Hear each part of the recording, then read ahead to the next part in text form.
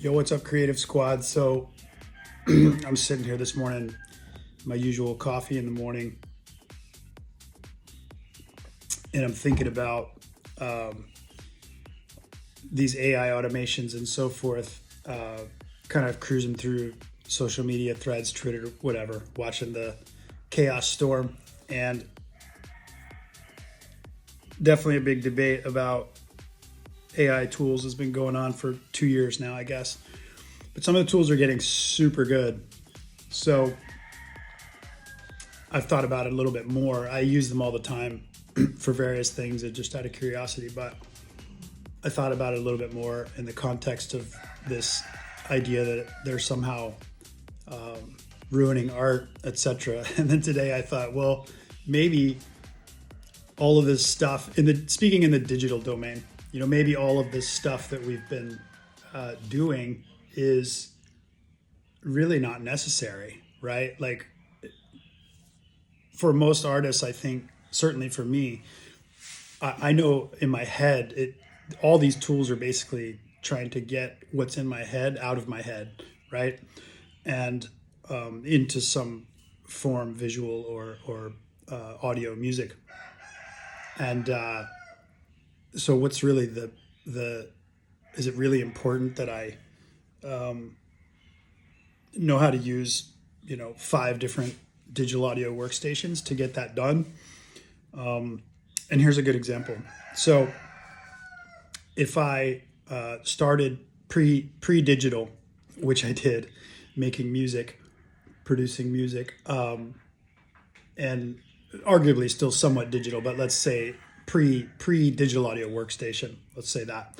So if I started then, and anyone that has, you'd have this experience where you used to have physical rack devices, maybe rack synths or something. You play them with a controller, maybe the actual device, and a lot of cables and patch bays and all this knowledge was required to connect all of that. And it was cool and interesting, and yeah, it certainly has creative value and interest even to this day, 20 some odd years later, because you remember those things and they become part of how you do things. But you don't need them anymore. And so, let's go from all that physical stuff, plugging it in, this and that, and then the next phase was the DAW. Let's just say, let's jump full versions of phases, and that would have been the DAW, right? And so they were pretty basic when they started, but nonetheless, they essentially allowed you to, at a minimum, do any of that cabling, routing, etc. Right there on the computer screen. So immediately just wiped out a whole day's worth in most cases. You could save the settings. You could have different cabling and routing setups, right? No physical patch bay. You could have 100 patch bays configured if you want, and just flip between them. So I don't know. Is that cheating? Probably not.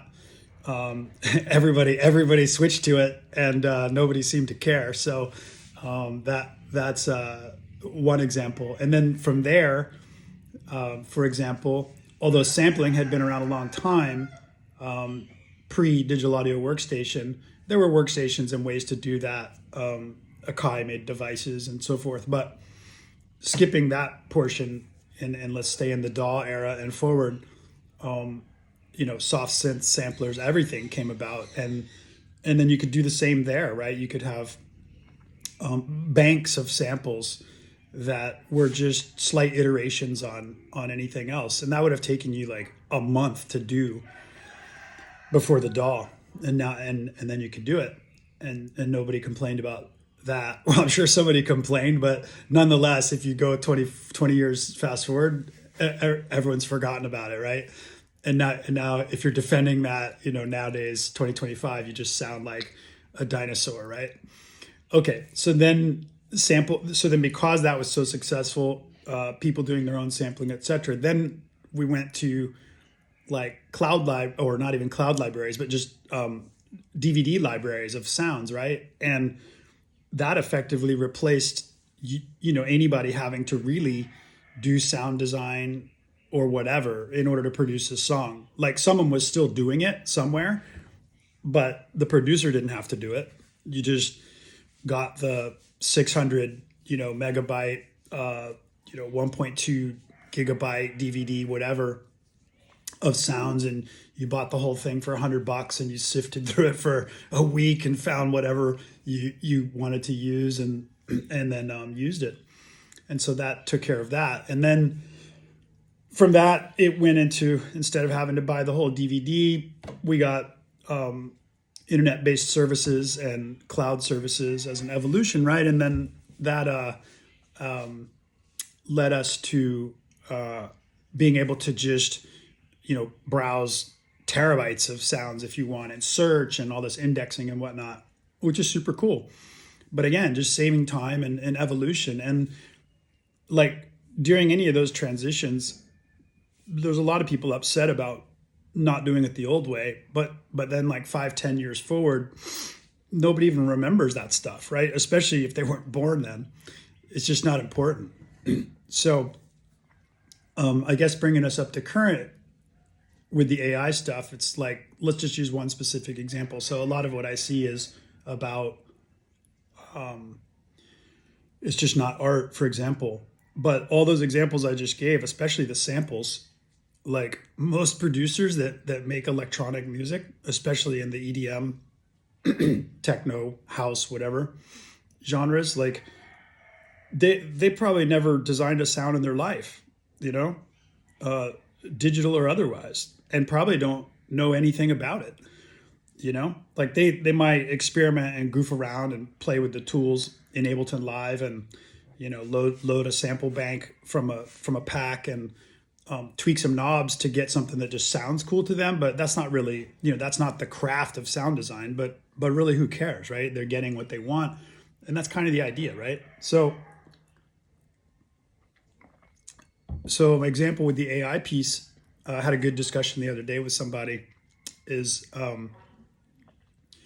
that with all those examples and history, and having lived through that and produced music through all of that, my example is, if I'm okay with using a sample that was created somewhere and really not changing it, like looping it or truncating it or time stretching it or applying some effects to it or granulator, those kinds of things are not, to me, are not sound design, right? Like they may be artistic and shape it and you come up with something cool, but those aren't, you're not messing with the core sound design elements, the ADSR aspect of it, from the oscillators and the synth, perspective, right? So, but if you, so that's one thing, you just use a sample like that, right? And then if you go with an AI tool, and I haven't found one yet that's good enough, but there are definitely AIs that are like making an effort at doing text to sound design, right? And so there's some good ones, but they're not yet really spitting out like a serum patch. But when they get to that point, and maybe there is one, feel free to tell me, but as an example, when they get to that point, like if your choice is, I'm just going to use presets and samples that someone else created, or I understand how to do all of that stuff, maybe I've spent 10 years, as a sound designer, etc., and now there's an AI that I can prompt with my knowledge and specifics of the science of sound design, and I can use that to more quickly produce a patch, for example, then I would argue that the AI version of creating that sound, which then gives you a fully manipulatable, if that's a word, patch that you could use like in Serum and then continue to refine your sound. Like I would argue that use of an AI tool is far more creative than, or core. It's far more so than, kind of what's old school, which is taking presets, taking patches, taking stuff that someone else designed, and you actually have zero idea how it became that way in terms of ear training, etc. maybe even the key, all that stuff, right? So I would argue that the use of AI tools in that way is really, art. That's what it's meant to be. So it's interesting. Love seeing all this stuff evolve. Love all the conversation around it, and really looking forward to seeing where it goes. I'm really deeply into a bunch of things in the design and 3D visual design space in the last few years as well.